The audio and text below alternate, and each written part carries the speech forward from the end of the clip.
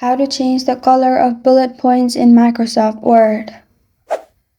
Hi everyone, I'm here to assist you today. Without any delay, let's jump right in. First, open Microsoft Word, and as you can see, I have bullet points. Simply select bullets only.